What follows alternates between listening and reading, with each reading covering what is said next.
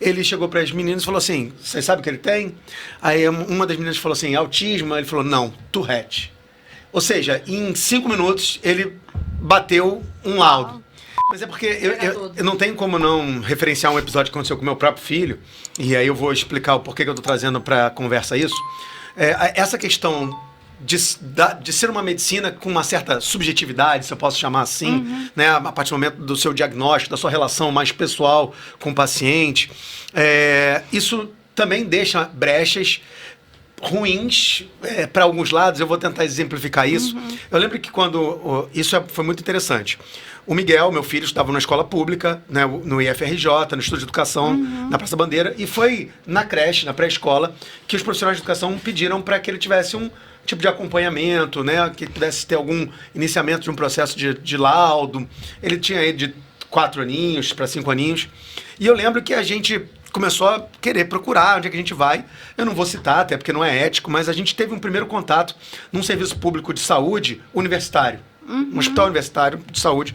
E eu lembro que uma fila enorme, depois de esperar aquela fila enorme, o médico atendeu com 2 estagiárias e depois de analisar durante 5 minutos o meu filho, o Miguel, sem tocar ou sem perguntar diretamente para ele, mas perguntando mais para os pais, ele chegou para as meninas e falou assim, vocês sabem o que ele tem?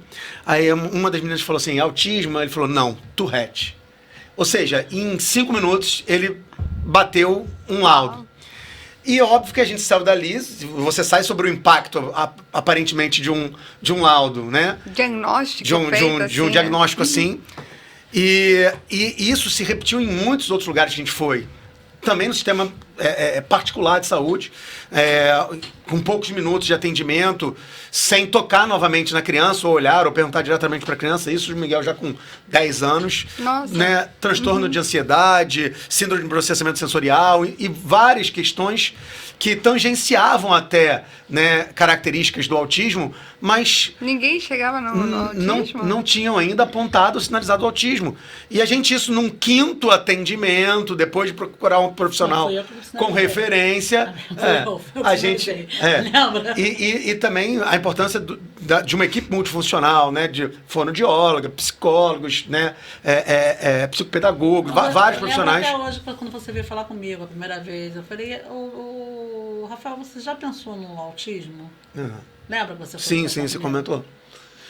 Então, o que eu estou querendo deixar claro aqui, e por isso que eu estou puxando o campo para a questão da saúde pública em especial, a gente ainda tem, talvez, a escassez de profissionais, mas talvez a gente ainda tenha, e eu não sou um especialista para falar, por isso que eu queria te ouvir, uma certa barreira, ou talvez uma dificuldade de atualização, ou de atualização.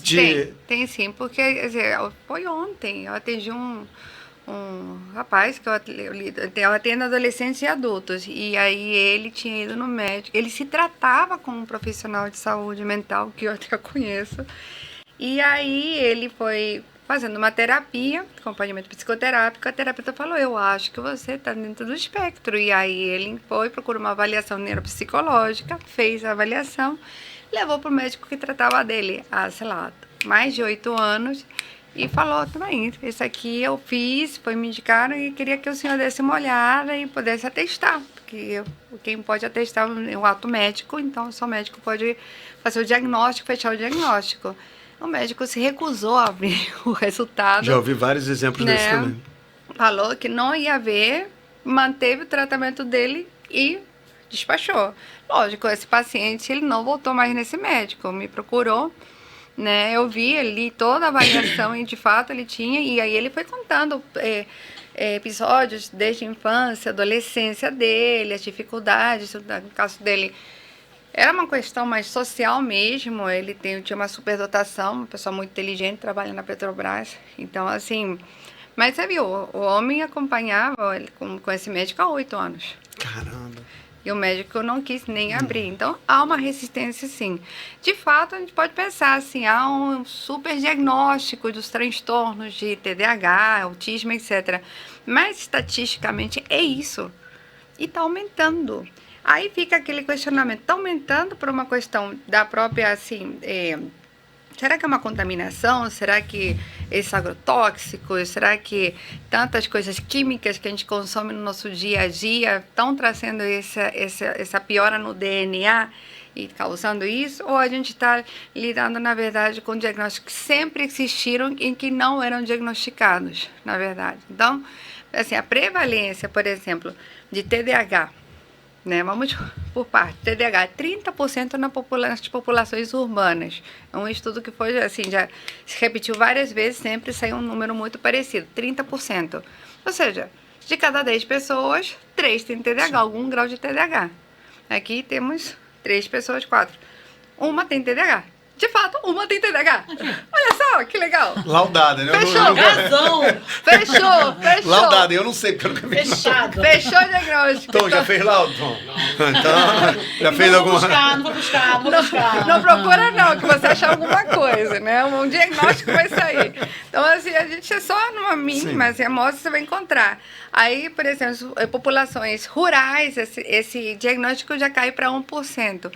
Aí você vê, por exemplo, tem um paciente, um garoto que ele tem TDAH aqui no Rio, tava muito problema, tava no antipsicótico, ele tinha surtos de agressividade, aquele TDAH hiperativo, bem explosivo, etc, né? E aí a família se mudou para Paraíba e a família optou em continuar se tratando comigo, né? O garoto continua comigo. Eu recebi mensagem hoje da mãe que acabou a medicação dele e aí ela não conseguiu comprar. E aí ele tá só com um dos medicamentos do TDAH dele, mas não o antipsicótico, que era por conta da agressividade dele.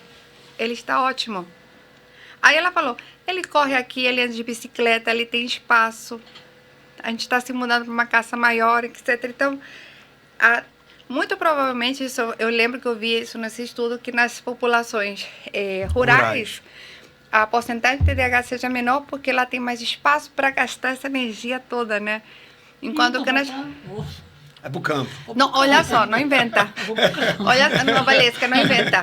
Não inventa, amiga, não inventa. Não, que eu não posso seguir no campo, não, que eu sou urbana, por favor. Tá? E aí, nas urbanas não tem espaço. E aí aumenta a irritabilidade, etc, né? Eu sou um pouco irritada quando aperto o botão do elevador. Não. Ele me irrita. Não. Poucas coisas me irritam na vida. Alguém na minha frente, quando eu quero passar de carro. Não, Valesca. Que você é tão TDAH que você esqueceu que você está irritada. Então, na verdade, não se preocupa não, que não dá tempo de você ficar irritada, tá? Sim.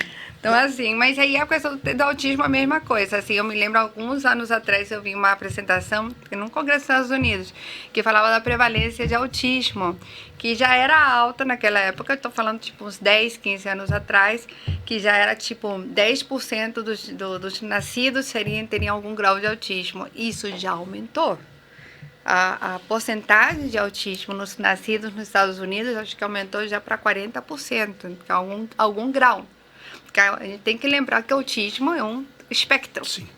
É por isso que mudou o diagnóstico, é o transtorno do espectro autista, onde você tem vários graus, deficiências, tipos de deficiências. Comorbidades, né? Comorbidades que também afetam o diagnóstico, a indicação de tipo de tratamento, né? Então, na verdade, e notícias, esse diagnóstico vai mudar. Então, na verdade, a coisa está fluindo ainda. Há uma possibilidade desse transtorno do espectro autista mudar alguns critérios diagnósticos. Talvez o grau leve, talvez ele saia, né? Mas eu acho que é muito mais por conta dos diagnósticos de serem encaixados no PCD do paciente com deficiência. Sim. Então, pode ser que isso mude, mas ainda, por enquanto, estamos naquele espectro, e esse espectro, dentro dos estudos, tem aumentado muito.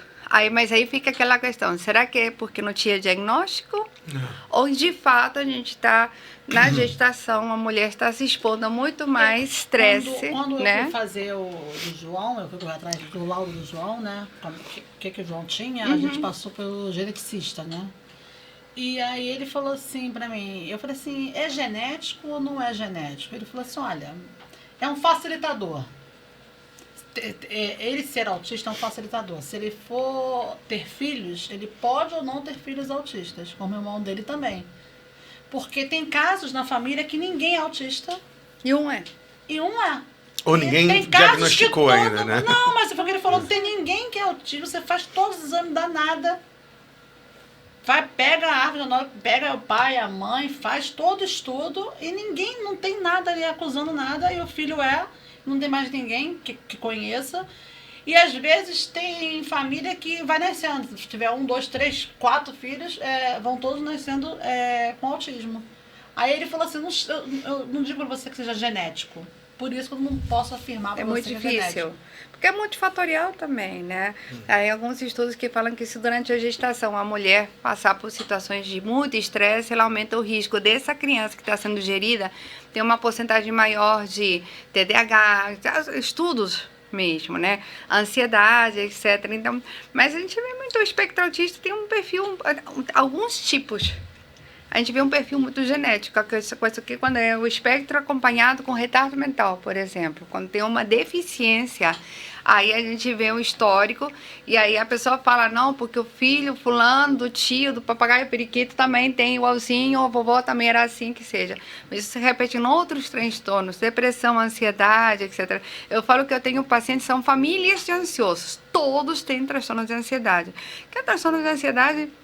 É um transtorno, é um quadro, na verdade, orgânico, em que você tem uma resposta exacerbada ao teu sistema de alerta, né? Na ansiedade, você vive no teu dia a dia e, por algum motivo, algumas situações são identificadas pela pessoa como situações de estresse, de ameaça mesmo. E a gente tem uma área cerebral específica, né, que fica aqui atrás, são 2 pontinhos, na verdade, a amígdala. E ela, quando recebe essa informação de ameaça, que nem sempre é uma ameaça, pode ser uma situação, uma briga com o vizinho, pode ser um aborrecimento, um familiar internado, né, mas que por algum motivo é visto como uma ameaça, então essa área cerebral vai determinar se vai ter uma resposta que a gente chama de luta ou fuga. E ela que sinaliza para que a gente entre em um estado de alerta, né? Quando você não tem um TAG, um transtorno de ansiedade, vamos supor, estourou uma bomba aqui, pá! Quem tem transtorno de ansiedade tem uma resposta a esse estímulo muito mais intensa. Ela vai ter uma reação muito intensa em relação a essa adrenalina que vai ser liberada por mim, por você, por qualquer um aqui na sala, mas que a resposta do ansioso vai ser muito maior do que uma pessoa que não tem ansiedade. Você é uma questão orgânica mesmo, entendeu? E aí, como é uma questão orgânica, a gente pode pensar que assim como tem diabetes e hipertensão pode ser genético, esses transtornos também são. Então, você vê famílias de ansiosos, que todo mundo tem ansiedade, desde a vovozinha passando e vai chegando a criança, aí vai chegando, né? E aí você só fica olhando, vai dar um tag aí. Vai dar alguma coisa aí, se juntar 2, hein? Não, quando tem a predisposição, quando eu vai falar, eu até brinco com alguns pacientes, tem algumas pacientes minhas bipolares, eu falo assim, por favor, quando você casar, vamos casar com alguém que não tenha nenhum CID. Não me arranja problema, diminui a possibilidade. Vou passar um questionário primeiro para poder identificar os transtornos, porque você não está podendo misturar o teu DNA com outra pessoa não, tá? Vamos embora. E aí, gostou desse corte? Que tal assistir o episódio inteiro? Continue conosco, assista outros episódios e acompanhe nossas redes. Papo de Subúrbio, espalha pra geral. Vem!